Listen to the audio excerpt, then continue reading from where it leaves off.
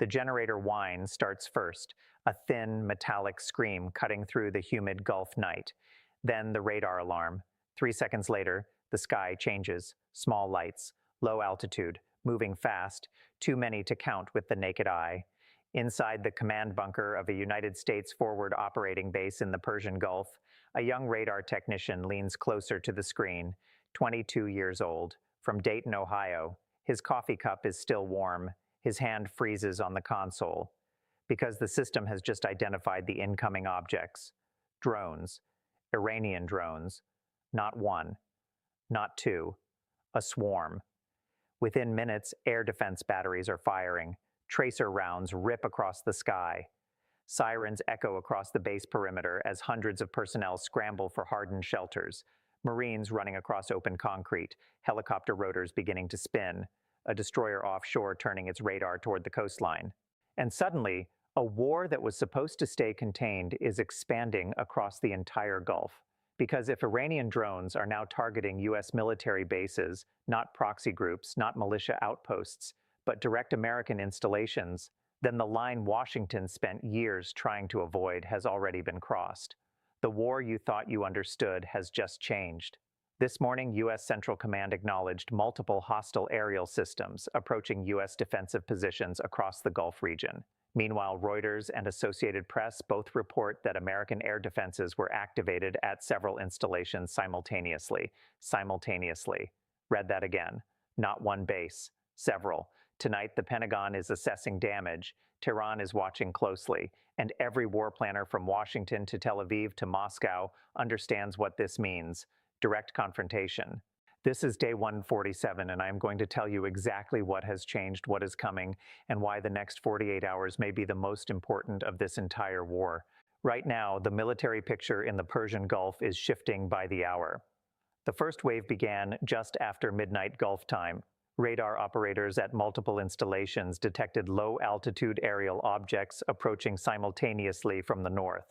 According to U.S. Central Command, at least 27 hostile drones entered monitored airspace across 3 separate sectors.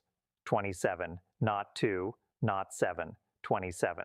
The drones were small, low radar signature, slow but persistent. The exact profile military analysts have spent years associating with Iranian long-range loitering systems. Within minutes, base defense systems activated. At one installation, a rapid-fire air defense battery opened up, firing thousands of rounds into the night sky. At another, interceptor missiles were launched from a nearby naval vessel positioned in the Gulf.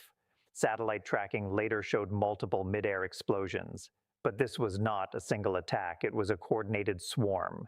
3 directions, 3 approach corridors, nearly the same time window, confirmed by Reuters, confirmed by Associated Press, confirmed by a senior U.S. defense official who briefed Fox News under condition of anonymity.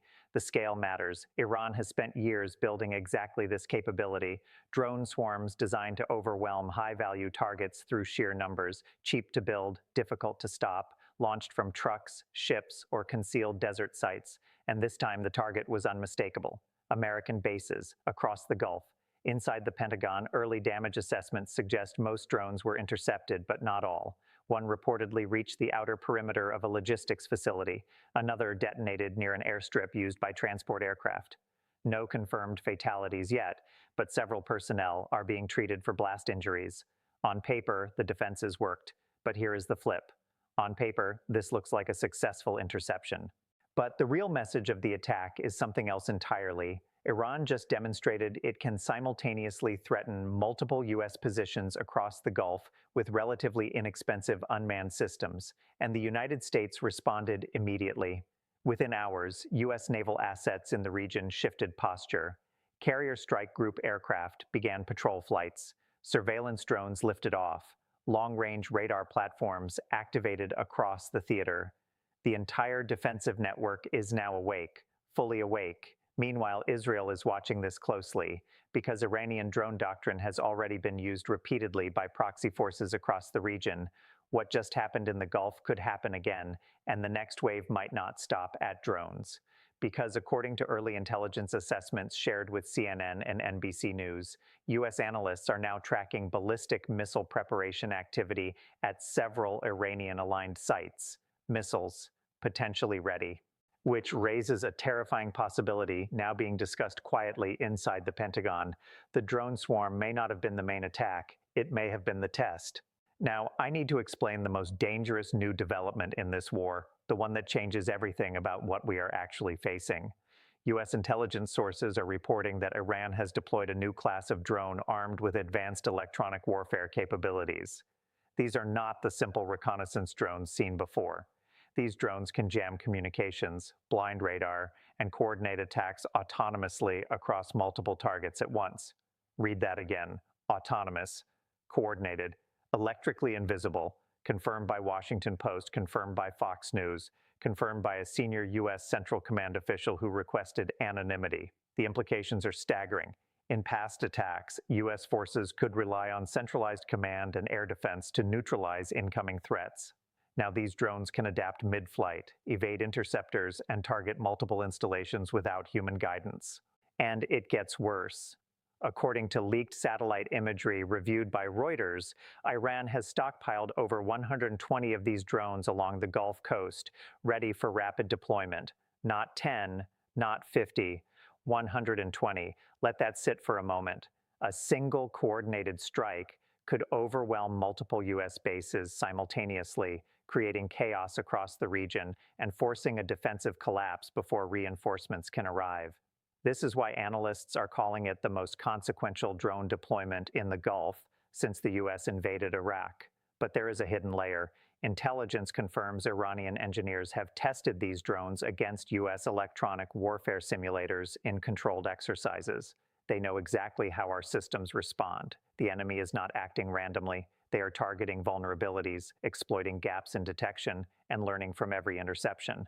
Meanwhile, U.S. forces are rushing to adapt. New countermeasures are being deployed, radar upgrades, electronic jamming, and drone hunting interceptors. But these systems are reactive, not proactive. Every day, Iran gains experience. Every day, the swarm grows deadlier. Strategically, this changes the calculus for Washington, Tel Aviv, and Gulf allies. A direct confrontation now carries the risk of simultaneous multi-base disruption, potentially crippling logistics, airlift operations, and regional command. The war is no longer just about missile exchanges or proxy attacks. It is about autonomous systems reshaping the battlefield. And here is the final shock. Early signals from Israeli intelligence suggest Tehran may export this drone doctrine to its regional proxies, including Hezbollah and Houthis. That means the battlefield could expand from the Gulf to the Levant and Red Sea simultaneously. The war you thought you understood just escalated in a way nobody in Washington, Tel Aviv, or Riyadh anticipated. Trump told the public that the United States is fully capable of defending every inch of its sovereign territory and interests in the Gulf. The Pentagon is planning for continuous multi-base drone attacks and is coordinating with allied forces in Israel, Saudi Arabia, and the UAE. Congress is fractured. The Senate voted 54-46 yesterday on a resolution authorizing emergency funding for forward-deployed U.S. forces, but the House is sharply divided. Progressive representatives argue that funding another Gulf escalation risks a regional conflagration, while hawkish members push for an immediate retaliatory strike against Iranian drone infrastructure. Internationally, the response is equally fractured. BBC reports that Europe is urging restraint, warning that any U.S. strike could trigger wider instability in the Middle East. Russia has expressed concern about heightened tensions, while China is calling for a peaceful resolution, even as Tehran signals it will continue drone operations unabated. Allied countries are calculating risks carefully. Israel's defense ministry confirms that they are tracking Iranian drone stockpiles and readiness, while simultaneously preparing for potential retaliatory missile strikes. The UAE has deployed additional Patriot batteries along critical infrastructure sites. The public sees one story. The Pentagon is acting on another. Trump assured Americans that all necessary precautions have been taken. The Pentagon is quietly preparing contingency plans for strikes on multiple Iranian-aligned sites simultaneously, including unmanned launch facilities along the Gulf Coast. Analysts say these operations could unfold without warning, using real-time intelligence from satellites, drones, and cyber reconnaissance. Inside Washington, the political calculus is tense. Lawmakers are debating long-term strategic consequences, not just the immediate attacks. Some fear escalation could trigger an Iranian response in Iraq, Syria, or even inside Israel's borders. Others warn that failing to strike decisively will embolden Tehran and its regional proxies. UN ceasefire calls have been ignored. The Security Council is divided. China and Russia emphasize dialogue. The United States and its allies insist Iran must be held accountable. Meanwhile, Axios reports Iranian state media is framing the drone attacks as defensive measures against foreign aggression, highlighting the propaganda dimension that complicates any diplomatic resolution. The gap between military action and public perception is widening. Americans see routine defensive operations. The Pentagon sees a coordinated threat capable of paralyzing multiple bases simultaneously. Allies see a dangerous precedent for drone warfare in the region. Tehran sees strategic leverage and domestic political victory. There is no pause button. There is no diplomatic back channel that can stop what is already in motion. Oil markets are in chaos. Brent crude surged $7.42 per barrel overnight, climbing from $102.15 to $109.57, a 7.3% increase in less than 24 hours. WTI is following the same trajectory. The Strait of Hormuz, through which nearly 20% of the world's oil supply flows, is on high alert. Tankers are rerouting. Delays are inevitable. Gas prices at the pump in the United States are already reacting. The national average rose 18 cents in one day, hitting $4.72 per gallon, according to LLIA. That hit comes straight out of the wallet of every person filling up at the pump. LNG exports from Qatar and Oman are being scrutinized. Insurance premiums for tankers in the Gulf region have spiked by 250%, according to Lloyd's of London reports obtained by Reuters. Shipping companies are calculating risks for every mile. Some vessels are now avoiding Gulf waters entirely. Goldman Sachs estimates the regional supply disruption could shave 1.2 million barrels per day off global oil availability if drone and missile threats continue unchecked. That's enough to destabilize energy markets in Europe and Asia simultaneously. The economic ripple is extraordinary.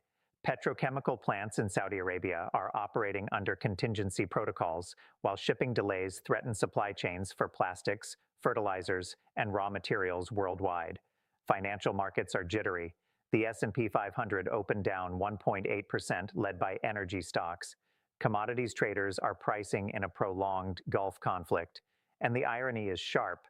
The same region that supplies oil to the world now threatens its accessibility in the blink of an eye. This is not a hypothetical scenario. This is happening.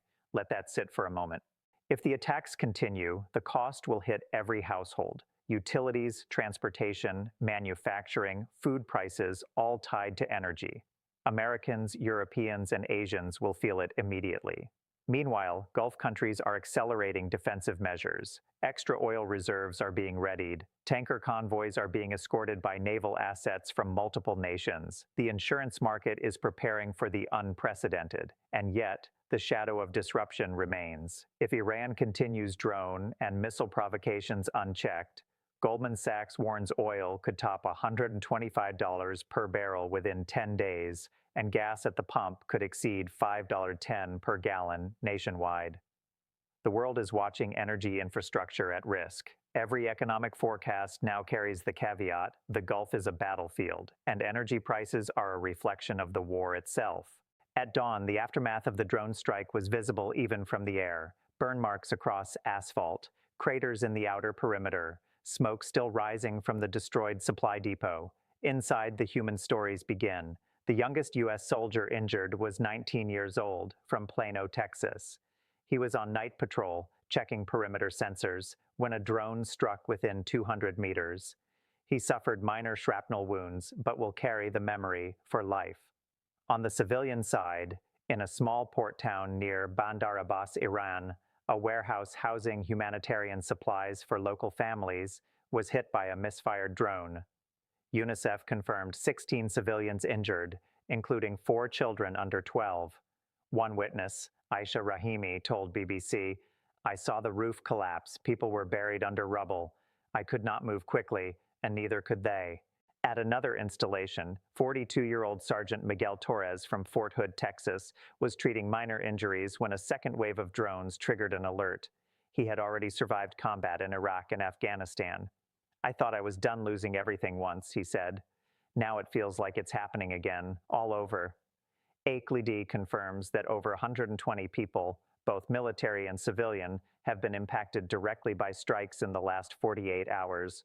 Schools, medical facilities, and housing adjacent to key bases are all under threat. These are not statistics. They are families. They are children. They are elderly people who cannot move quickly. The human dimension underscores the stakes. While analysts count drones, missiles, and swarms, the reality is far more personal. Every interception, every misfire, every failed defense has a human imprint, a scar, a trauma, a family destabilized. Even those outside the Gulf feel the ripple. Families of deployed U.S. soldiers are receiving constant updates. Communities across America, Israel, and Europe are bracing for potential escalation. The war is no longer contained to military maps. It is walking into homes, neighborhoods, and schools.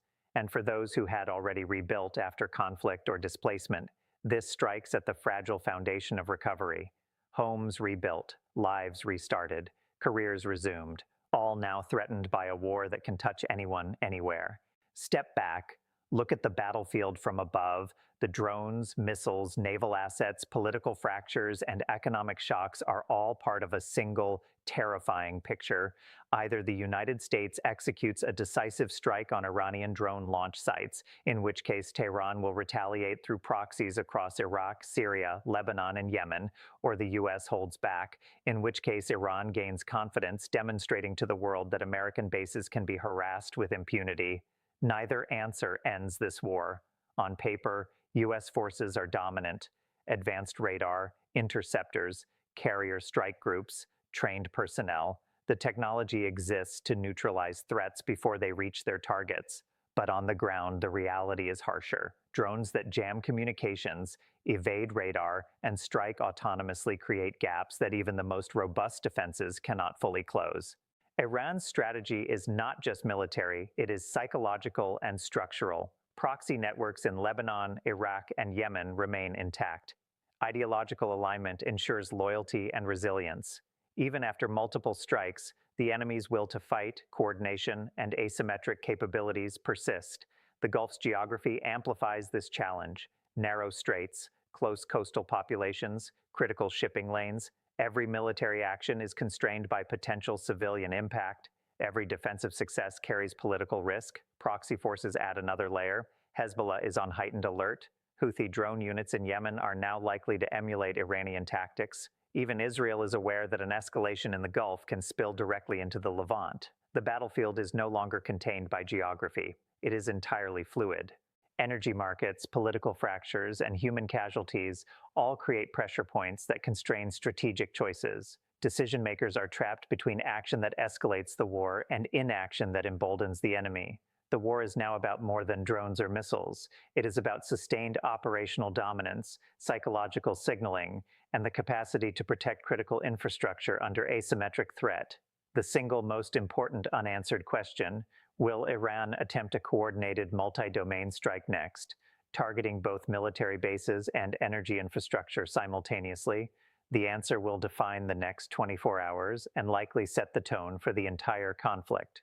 In the burning streets of Bandar Abbas, smoke curls from warehouses hit by misfired drones. In the command centers of the U.S. Fifth Fleet, analysts are tracking autonomous drone swarms over the Gulf in real time. In Tehran, senior officials are deciding whether to escalate or to test the limits of U.S. patience.